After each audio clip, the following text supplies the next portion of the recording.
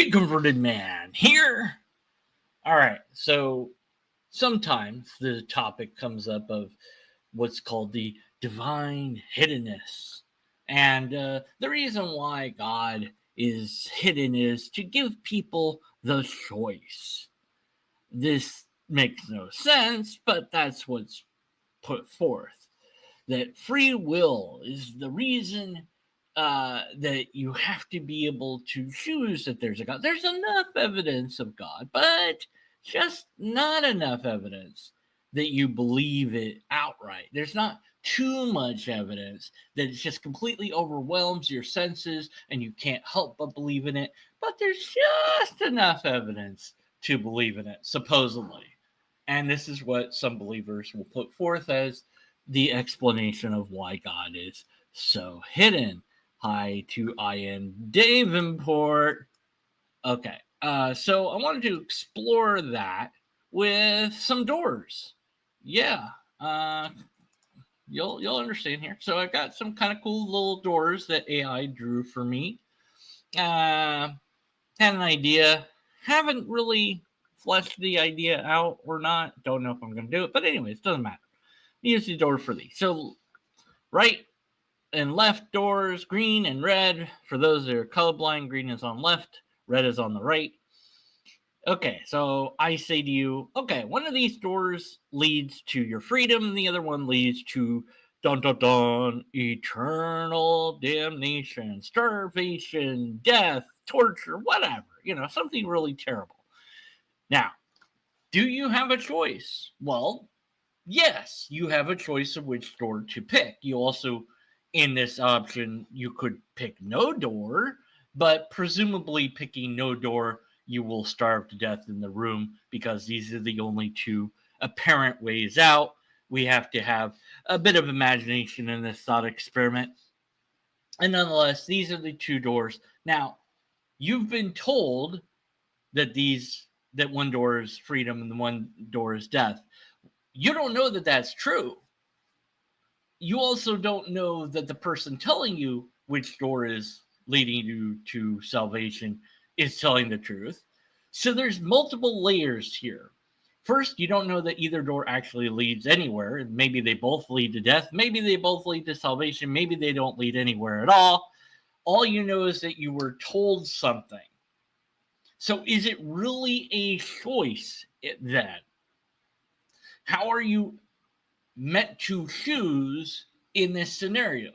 Just because you can choose doesn't mean that your choice is a free choice.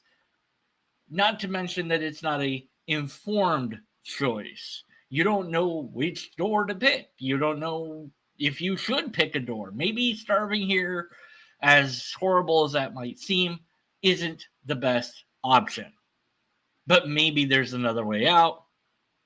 Maybe you could peek behind the door? No. As soon as you open the door, that's it. Your pick has been made.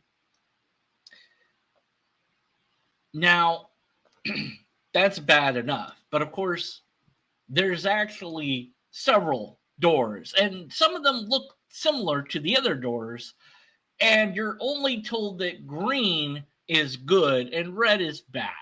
The guy with the arms holding up like victory, that's good. The other guy that's holding his arms like to the sides looks like he's got a dress on, maybe. That's the bad choice. The sunshine bad, the swirly is good, but you don't know that that's true. You don't know if any door leads to freedom or if they all lead to death, or you don't know. You're just been told. Actually, you haven't even been told. There's a number of books out that you can read from, and each of them make distinctive claims about each door. Some of them say that each one says a different door leads to your salvation and the rest don't. And some doors, of course, are some books talk about the doors in weird ways that don't make any sense. And other books talk about hidden doors or invisible doors or trap doors. Or the problem is you don't actually have any information at all to go on. You just have what somebody wrote and you have no idea if any of that is actually information. So, do you actually have a choice at all? The illusion of choice isn't enough. You need to be able to have actual choice to have a choice. Go through red, go through green.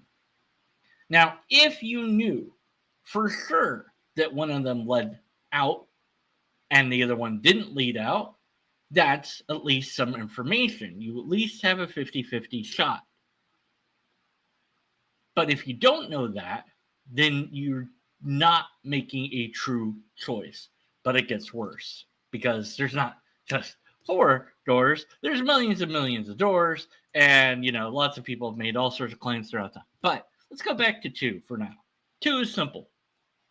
Okay. Now, different scenario. In the room, these are the only 2 apparent ways out, and I'm in the room with you, and I have a gun, and I say, open the green door. Now, do you have a free choice? Well, presumably, the gun might be loaded, and since I'm pointing it in your direction, there's the suggestion that if you don't do what I want, that I'm going to shoot you. And so you choose self-preservation over any actual choice that you would have and choose the green door because you are doing so due to the implied threat. This is not a logical argument. It is known as the ad ballium, which means appeal to the cudgel, appeal to the stick, appeal to force. I am forcing you to do this action. It's not really a choice anymore, not a free choice. The other way I could go about it is say, if you go through the red door, I'll give you $1 million. And I show you a briefcase that has some money in it. Might be $1 million, might be fake money, might be real money, but hey, okay, sure. But that's a bribe. It's a different logical fallacy called the appeal to a bribe. Now, if I double down and say, hey, look, go through the green door or I will shoot you. And also, if you go through the green door, I will give you this $1 million. Well, now you have both the ad ballium and the appeal to a bribe. But you don't really have a choice, not a true choice in any meaningful sense. So this is, your free will is irrelevant at this point. Your free will is null and void because you are being compelled to pick one door over the other. You are being told that one door is preferable to the other door, and that's what's driving your selection. It's not a choice anymore. It's you are compelled into it by the threat of force and or the promise of a reward.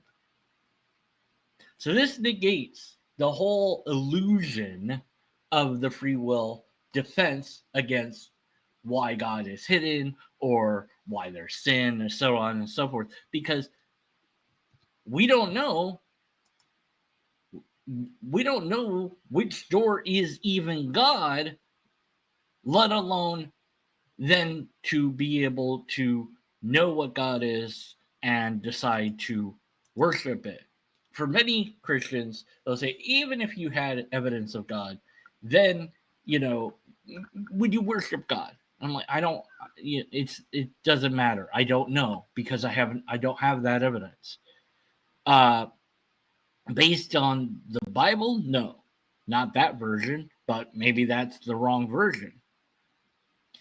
And so if God was completely obvious, we all knew it existed, then we could actually choose to worship it or not worship it, love it or not love it. Although, again, love, that's not something you can choose. It's something that you fall in love with someone because they're a good person.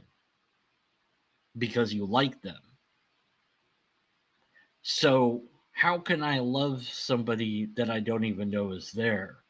There is no choice to make at all now. There are no doors. That is the problem. I can't freely choose to just believe because it sounds good, because I require evidence. And the sort of evidence that I require is the same sort of evidence that we have for everything else in reality. But when it comes to God, we don't have that sort of evidence. In fact, we don't have any evidence at all. We just have bad arguments. And this so-called choice is an illusion. And it is not a defense of why God is hidden, nor is it a defense of sin or anything else of that nature. Sin, of course, being humans' fault. But of course, if you take the story of Genesis at all seriously, which I don't know why you would, but if you did, they didn't know the difference between good and bad. So they didn't know that not doing what God told them to do was a bad thing. And so they didn't have a choice to make because, again, non-informed is not a choice. It's only a choice when it is an informed, free choice. Door A and door B, you are free to choose, and no coercion, no penalty for choosing the wrong one, no reward for choosing the right one. It's just, or maybe one leads out, but the other one doesn't kill you, but it just takes you longer to get out or something like that, but there's a penalty there too, of course. So, but a true choice would be A and B. They both lead to the same place. I just want to know what you pick. That's it. It's just like, hey, what did people pick? I just want to see people's preferences. Otherwise, it's not really a choice. If I say, look, you can have chocolate or vanilla ice cream, that's a free choice. Of course, you could also pick not to eat ice cream at all. Maybe you want sherbet instead. Maybe you're not into sweets. But it's only a true choice when it's informed and absolutely free, especially free of the logical fallacy of ad ballum and or the appeal to bribery, which are both present in the Judeo Christian system and other religions that claim that they're the only real religion. So, which door is it going to be? The left one, the green one, the right one, the red one, or neither? Well, it's up to you. Well, actually, it's not, because these doors aren't really real and they're all made up so that we could do this thought experiment together. Hopefully, you did do some thinking. Until next time, be skeptical, and after next time, stay skeptical. Skeptical, skeptical, skeptical, skeptical.